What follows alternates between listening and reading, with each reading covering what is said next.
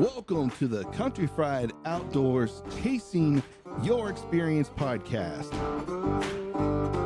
The podcast that will connect you to resources regionally and nationwide to engage them in open, honest discussions so that we can inspire the growth that you need to chase the experience you want.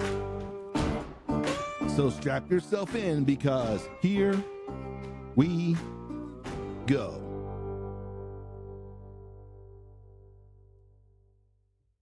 So we got an idea, like we were looking at specifically, and like I think the idea of the smaller plot, I think that was a good thing to throw in there, because I think a lot of people they think in grandeur. Now I can see this in two ways. Number one, like you said, if we in certain areas, if we do a 1 acre plot, it might get mowed over and it's gone. Like it's the deer hammered it and it's gone. So I can see where people are wanting to do that 5 acre bigger plot then, but also the more effective in a hunting scenario that smaller plot is.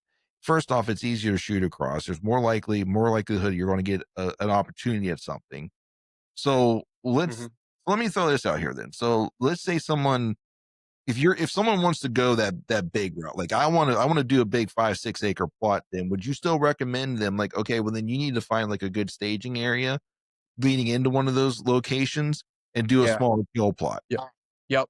So if you're going to do a big plot, my suggestions are is you got to use some type of screening or some way to draw them in to you better, whether that's piling up debris or something. You got to make a travel corridor through it. So one of the things I've seen too is guys split plots.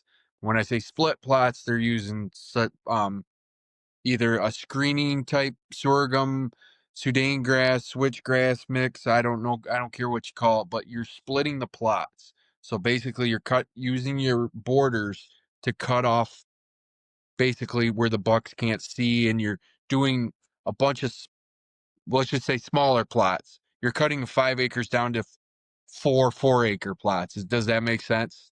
Yes. You're kind of cutting them in and making them into something. Now, based on what your season is that you're hunting. So I'm gonna go back to Michigan here.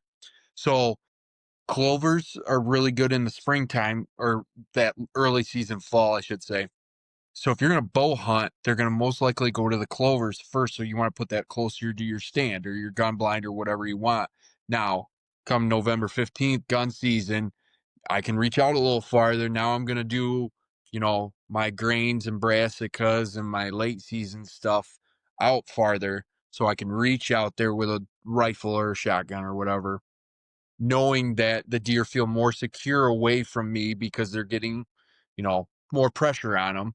So instead of come closer to the gun blind. So those are what I would suggest to do is cut your plots up with either, you know, dropping trees down so the deer have to go around, or using a screen cover to split them into different smaller plots, but your still overall goal, you'll have more, and then different kinds of plots within that field too. So different varieties. So that'll ultimately help you. That makes sense. I can see the gridding out you're talking about there, and it makes Yep, sense. gridding. Yep. Also kind of gives you a cover to kind of work your way in and out of those areas too.